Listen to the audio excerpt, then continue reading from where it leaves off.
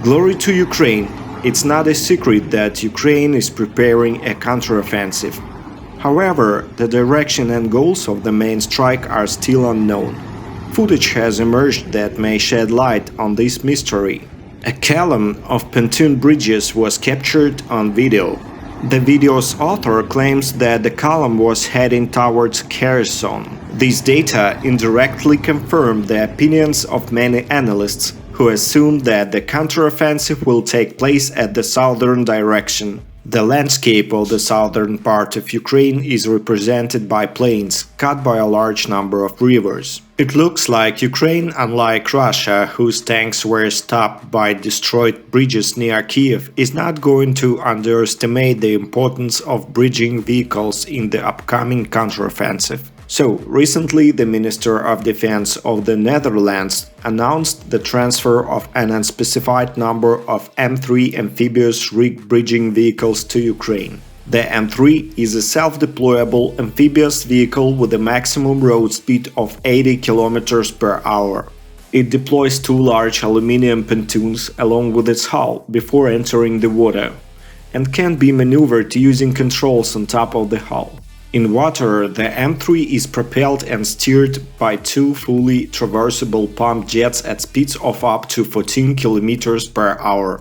Multiple rigs may be joined by long connectors called ramps, 4 of which are carried on each vehicle to form a bridge across a water obstacle. 8 M3 rigs will bridge a 100-meter water gap this way, and can be traversed by vehicles up to and including the heaviest 60-plus ton main battle tank like Leopard 2 and Challenger 2. Alternatively, just 2 rigs can be joined to create a ferry that can transport a similar load across much wider water gaps. 3 rigs joined together can carry the equivalent of 2 such main battle tanks. On the other side of the front line, Russia is building enormous defense lines all across southern Ukraine and Crimea. All that means that Putin's generals are aware of the threat of Ukrainians crossing Dnipro or Ingulets River and cutting the ground corridor that leads to Crimea. Even a minor success of Ukraine in the southern regions enables HIMARS to endanger all supplies to Crimea by striking those few highways that lead to it.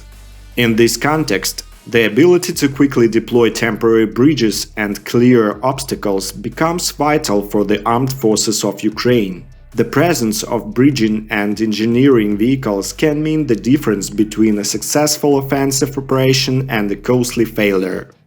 Another round of US military aid for Ukraine will, for the first time, include Armored Vehicle Launched Bridges, or AVLBs. The M60 AVLB is based on the M60A1 tanks after having the turret removed and a bridge launcher installed instead. The vehicle launches an 18-meter-long bridge consisting of 2 sections with a carrying capacity of 60-plus tons, capable of handling main battle tanks and other armored vehicles.